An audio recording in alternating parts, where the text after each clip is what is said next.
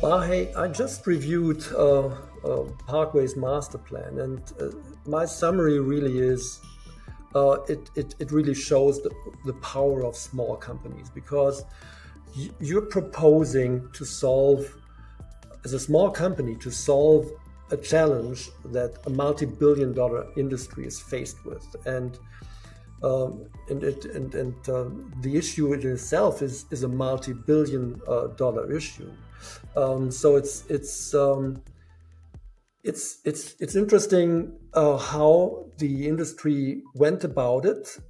They as you would expect, they went about it in the big fashion with conventional technology, which didn't yield solutions that were really desirable, because for a number of reasons. Here you are, this little company, technology based with the help of and with the backing of a major engineering firm like Worley, to provide a solution, a real solution, including the perspective of generating profits or revenues on a silver platter. I really think this is worth a deep dive on how you do it, and I would like to invite you to present us with your master plan in more detail.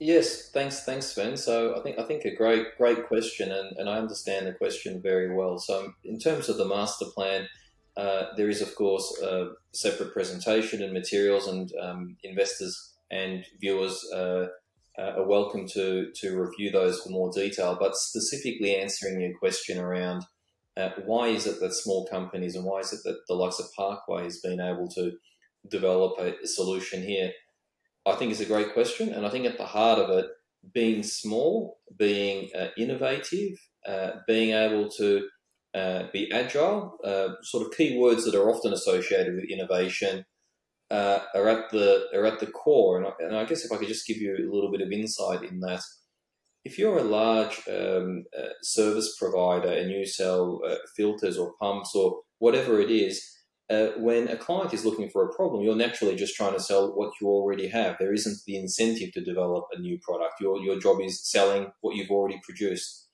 And for the larger companies, developing a solution becomes very prescriptive. You start talking to these large companies, and they start outlining the preconditions for you. You know, that it must do this and it mustn't do this, and we have to be able to produce that.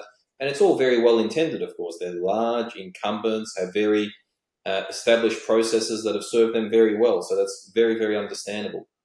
Unfortunately, innovation doesn't work like that, though. Innovation, we have to sort of work backwards and understand where are the challenges, where are the problems arising from, how do we unpick them stage by stage, what are the best technologies or solutions or equipment that's available without any bias. It doesn't matter what the client or I or company A, B or C thinks. There'll be an inherently superior process for each of those questions.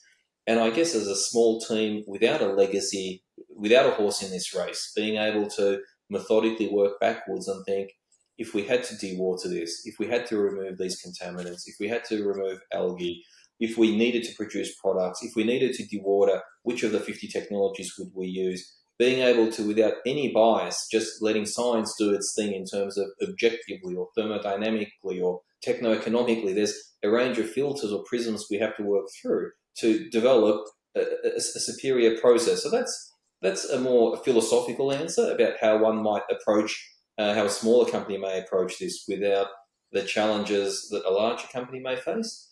And on top of all of that, by doing this sort of work for a number of years now within Parkway, we've actually developed an approach, a style, and some of these technologies are now patented technologies. So on top of being able to be innovative and be agile, for example, one of the key areas we create value within Master Plan is by producing a really high value product, caustic soda, compared to, let's say, for example, the salt product. It's 10 times more valuable. So for each unit of transport, you're generating 10 times the revenue.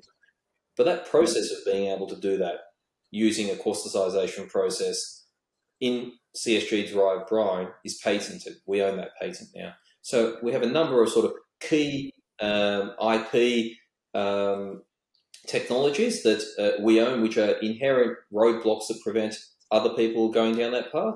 But outside of that, there's a range of know-how and capabilities we've now developed that gives us the confidence to be able to take some of this brine, go through our methodical gated process. So we start off with simulations, we take that through to a range of bench scale experimentation, we go back and we update our models. When certain KPIs are reached, we then take that technology through to a piloting stage. And again, we have a similarly gated process. So we've really developed an industrial technology development and commercialization capability. And I've been working technology commercialization one way or another my whole life.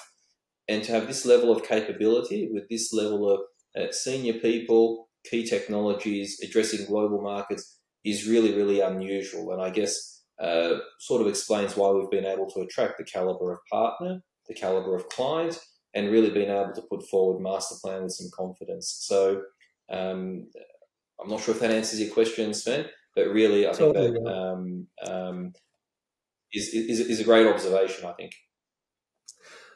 Yeah, and I think the way you presented it should be very much embraced by the stakeholders, which is the CSG companies themselves, but also let's say the government and regulators, and also people like farmers on site. So I think what you really create is a win-win-win proposition here, and I'm very intrigued to see how this is moving forward in the next while. Yeah, no, very exciting. Thanks for all the questions, Sven. We look forward to updating viewers in the near future. Thank you. Thank you. Bye.